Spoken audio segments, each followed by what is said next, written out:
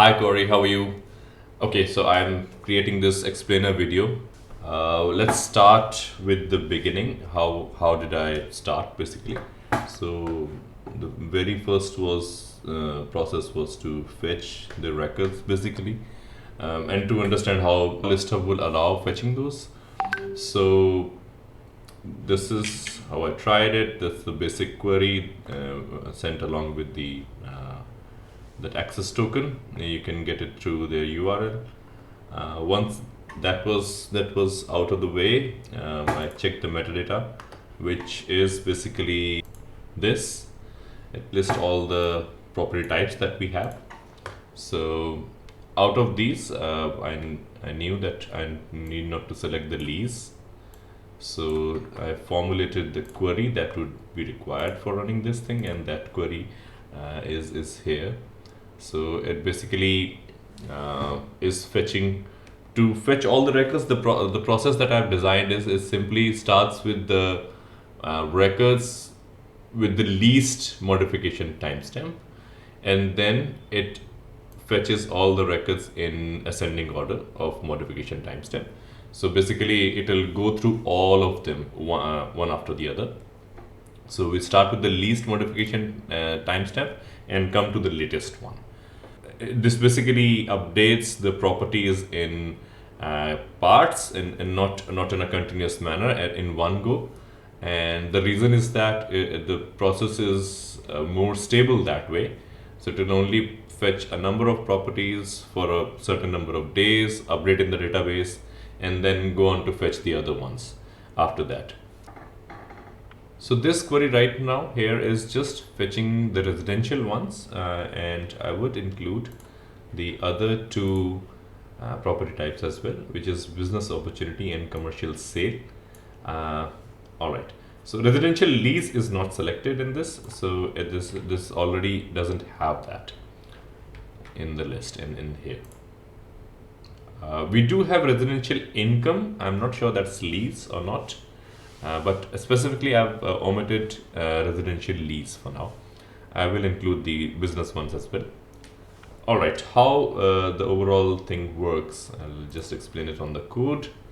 So basically, this is it starts, as I explained, starts with the least modification timestamp date, and it saves it in the database, last update date, and then it starts transversing, adding 10 days initially. This is something we can control. We can keep it 10 days, 2 days, depending upon the kind of record volume that we have. So initially I kept it 10 days. It started from 21st, 25th June 2021. And it was syncing for the records for next 10 days, then saves that end date as the last update date, and it keeps updating until it reaches the current date.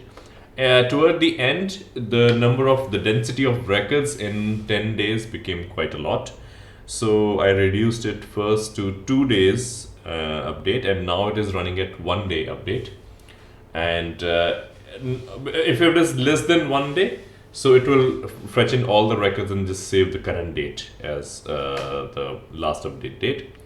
We can run this routine every hour, so it updates the all that has been updated in the last hour. Next thing that I need to talk about is the existing structure versus the actual structure.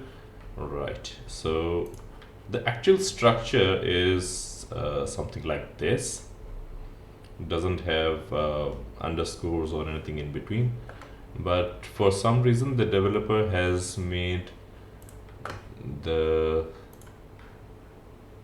structure into something like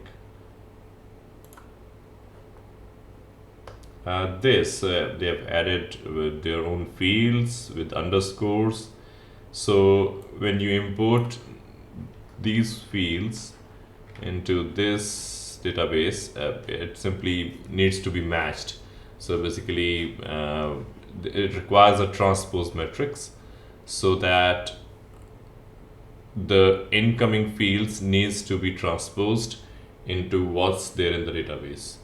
So I studied that using a Google Sheet. I took a record, set a single query to the list hub, and then compared the field names and the values to come up with this. For many of the fields, I didn't find anything relevant. So possibly these fields were either from a different RITs or possibly it was the custom fields. So the fields I could make sense. I have marked those. I just compare the values from the list hub, and this is what I've come up with. Also, there are additional fields in the additional info table. So that is this table, and this actually matches a lot with our structure that is coming from list hub. So I have created again a transpose here. Some of them are just not matching. I think this is from the code, possibly they reused from a different Reds implementation, and that's why they applied this transform. And the problem with this transform is we have to match every field that is coming in. Otherwise, the field would be simply dropped because there would be nothing to save in here. So I would need your help in looking for the missing fields. Regarding the fields, listing URL and disclaimer, I didn't find a particular field in here in which I can possibly save those, but yes, we can either modify an existing field or create a new one.